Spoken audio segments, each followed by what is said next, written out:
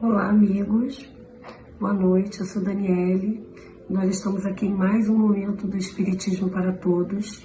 Hoje vamos falar de Moisés e o Decálogo.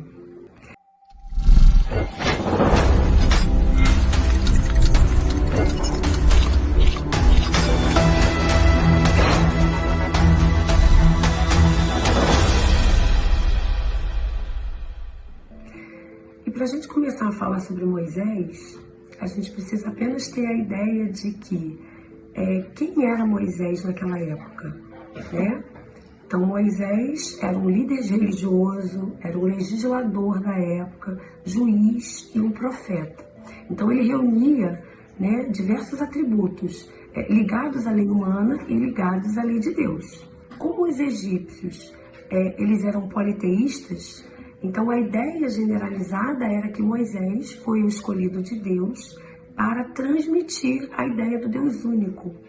Então hoje, né, a gente, todas as outras unidades religiosas, todas as outras concepções religiosas, nós devemos agradecer a implantação dessa ideia inconsciente indiretamente de Moisés, de estabelecer o posicionamento de um Deus único e assim implantar o monoteísmo, né? Porque naquela época se cultuavam vários deuses, se cultuavam objetos, e essa ideia de Deus único era uma característica, né, dos hebreus. Como Moisés era o degradado hebreu, né, que veio lutar contra o domínio do Egito, que eram das ideias politeístas, então nós recebemos aí, né, a importância, entendemos a importância de Moisés dentro da lei divina. Bom, como a gente já falou anteriormente, Moisés trazia em sua acepção, em seu histórico, né, de crescimento, de evolução espiritual, ele era um espírito ligado às leis humanas, porque ele tinha, né, a participação ali como legislador, como profeta também, porque ele estava ligado às leis humanas, e ele veio trazer a princípio uma organização de ideias diante, né, da concepção do Deus único. Mas como é que ele ia organizar essa ideia? Como é que ele conseguiria organizar tais ideias? Bom, escolhido por Deus para estabelecer uma lei de justiça, né, naquela época, porque as bases religiosas não eram justas, eram impositivas. E ele foi escolhido por Deus para determinar e organizar uma ideia de justiça. Então ele, através, né, dos seus estudos, através das suas concepções que vinham já orientadas por Deus, né, ele estabeleceu a lei mosaica, que era olho por olho, dente por dente. E ele organizou o Pentateuco, os 5 primeiros livros da Bíblia, que hoje que é relacionado, que a gente chama de Torá, né? Mas logo depois ele veio e no Monte Sinai recebeu as tábuas da lei, onde ficam, né, onde ficam registrados os 10 mandamentos, aqueles mandamentos mais diretos, aqueles mandamentos mais explícitos sobre como a gente consegue estabelecer realmente a importância e como a base deles era a justiça, né? A justiça entre os homens, não matarás, não roubarás, não cobiçarás a mulher do próximo. Então era uma ideia generalizada inicialmente de justiça, para depois vir Jesus e estabelecer a lei de amor. E logo depois vir o Espiritismo e estabelecer a lei da verdade, né? Fazer com que a gente entenda toda a verdade pelos seus processos científico, filosófico e espiritual. É bom ressaltar, né, que os homens, eles sempre receberam a verdade de acordo com o seu grau evolutivo. E é o que acontece hoje, né? Cada um está pronto para entender de acordo com a sua verdade, de acordo com o seu grau evolutivo. Então, cada um vai encontrar o seu momento de descoberta, cada um vai chegar num momento da retirada do seu véu e entender essa concepção de forma a seu jeito, de forma ao seu entendimento, né? Então, como naquela época também essa era uma lei necessária ao adiantamento moral daquela era, hoje em dia já existem as bases, já existe tudo mais descortinado, mas tem gente que ainda também não conseguiu tirar o véu, né? Então a gente continua vivendo um momento como um mundo de provas e expiações, a gente continua vivendo em sociedade onde nós temos diversos posicionamentos de evolução espiritual, prontos para determinadas verdades ou não. E isso é característica do mundo de provas e expiações, né? Onde o adiantamento moral ainda é lento, ainda é necessário muita dor, mais dor do que amor. E aí esse processo é complementado pelo que a gente vive hoje, pelo que a gente entende hoje. Bom, assim como a passagem de Jesus ela foi citada, né, naquela época como milagres, né, os feitos de Jesus eram milagres, as tábuas da lei que foram recebidas no Monte Sinai também foram contextualizadas como milagre, porque até então não se entendia, né, todo o processo científico que existe por trás da mediunidade. Então nada mais é do que Moisés carregava uma bagagem mediúnica muito grande, né? Ele tinha faculdades mediúnicas muito especiais, e através dele, através também do seu desenvolvimento espiritual, ele foi o escolhido por Deus para trazer no Monte Sinai a lei mosaica, as tábuas da lei, que vieram após a lei mosaica. A princípio, a lei mosaica foi aquela lei doutrinadora, né? Olho por olho, dente por dente. Então, vai fazer ao outro o que o outro me fizer. Se o outro me bater, eu vou bater também. Se o outro me xingar, eu vou xingar também. Se o outro me matar, eu vou matar também. Então, era uma doutrinação. Logo depois, através das suas faculdades mediúnicas, organizou-se isso no Decálogo, que eram as 10 leis de Deus, que aí, através do Decálogo, instituiu-se uma consciência maior de justiça, como a gente havia falado anteriormente. Então, qual era a consciência maior de justiça, né? Não é tanto assim, olho por olho, dente por dente, né? Mas não vamos fazer isso, porque vai haver uma consequência. Então, não era uma lei diretamente de bateu, levou. Era uma lei mais de eu tenho que me policiar em relação a não cometer tal coisa, para que não seja infringindo a mim uma consequência. É bom lembrar também, né, que a moral trazida por Moisés era a moral necessária ao adiantamento espiritual do povo naquela época. Então, tudo era uma programação, né? Primeiro viria Moisés organizando ali, dando um spoiler, né? Vamos fazer uma limpa ali, vamos separar a princípio o joio do trigo em termos, né? Vamos tirar esse mal muito profundo, vamos deixar as coisas um pouquinho menos tão tensas, menos tão violentas, né? Vamos mostrar que se eu cometo algo, vai haver uma consequência de uma forma violenta ou não, né? Para logo depois vir Jesus e trazer a lei de amor. Então veio Jesus, né, na sua encarnação, mostrou, exemplificou, porque ele não deixou nada escrito, exemplificou com as suas performances, com os seus milagres, né, com a sua palavra, com a sua voz, com a sua mansidão, exemplificou o caminho. Para logo depois vir o Espiritismo e trazer a verdade, trazer as bases da verdade, as explicações reais, né? Por que eu tenho que oferecer a outra face? Por que existem muitas moradas na casa do meu pai?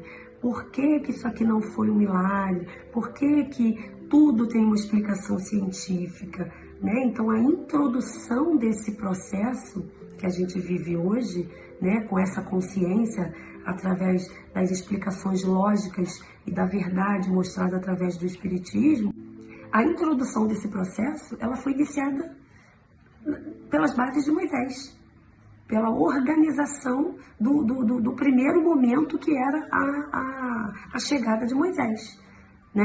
Então Moisés, visto que espírito escolhido por Deus, de uma certa maneira ele tinha essa consciência, né? Ele era orientado, ele era bem amparado pelos assessores de Jesus para cumprir essa missão, e muito bem cumprida. Só que eram as necessidades da época. O povo vivia em barbárie, né? O povo vivia cultuando vários deuses, né?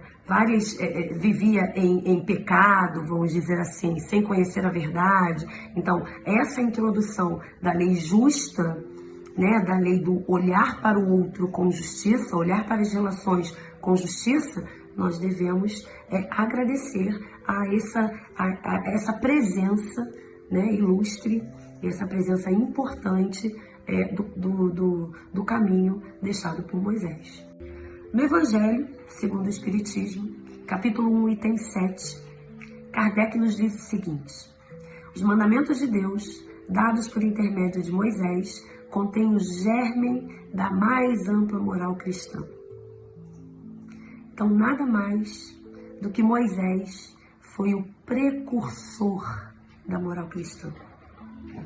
Foi o cara escolhido por Deus naquela época.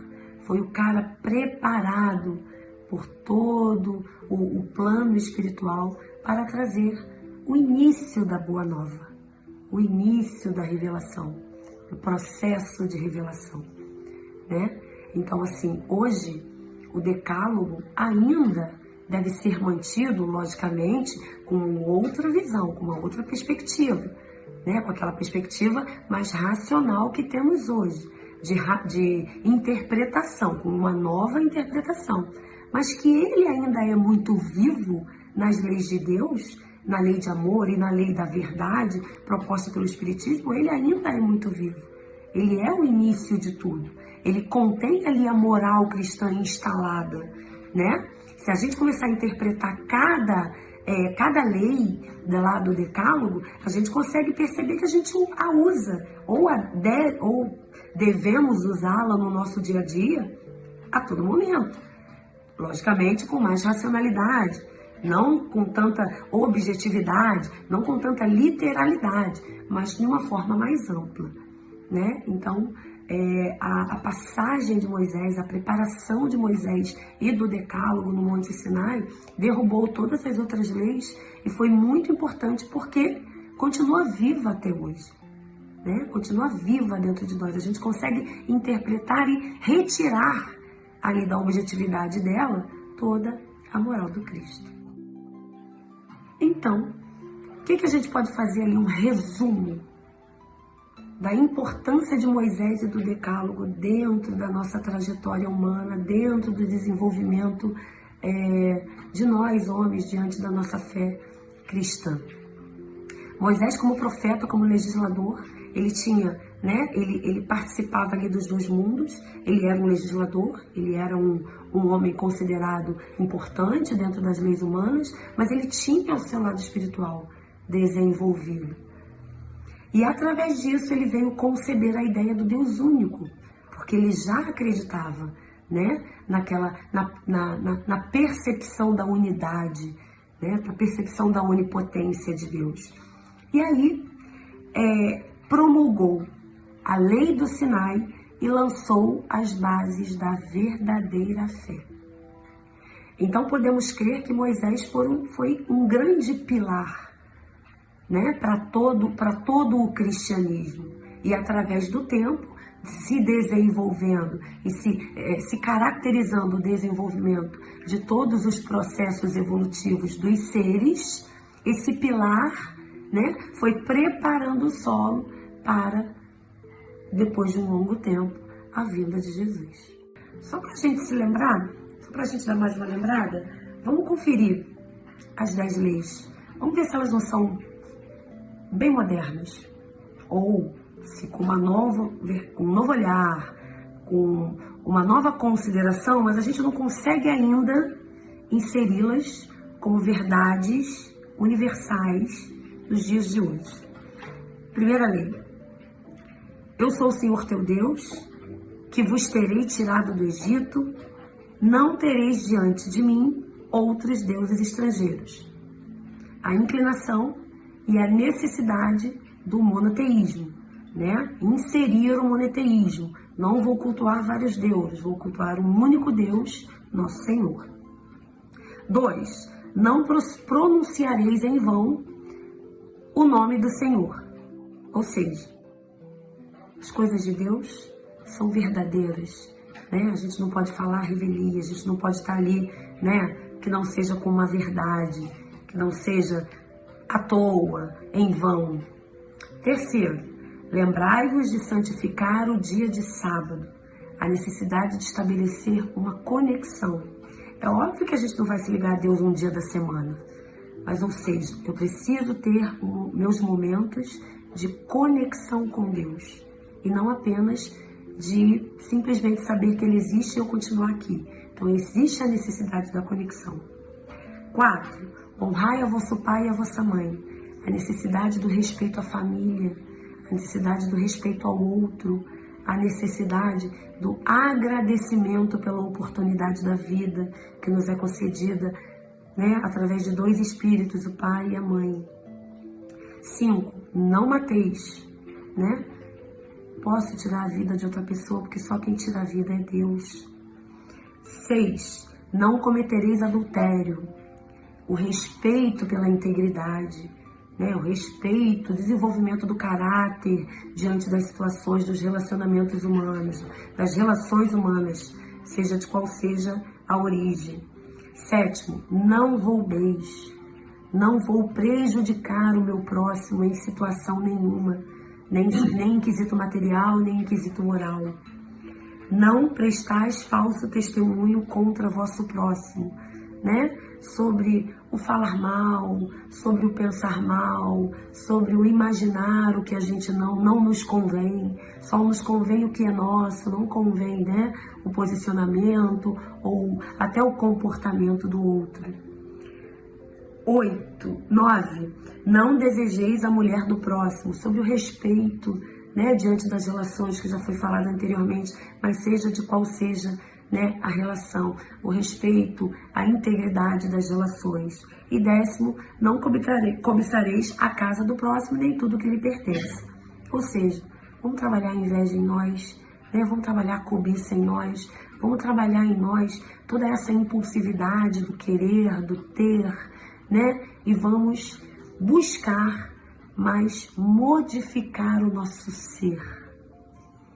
Eu acho que, né, acredito que Moisés trouxe, foi muito, né, bem assessorado, e de uma forma ou de outra, se a gente, com um pilar, né, de tamanha importância como o que foi trazido por ele, se desenvolveu a vinda de Jesus e a implementação e todo o explicativo dado pelo Espiritismo.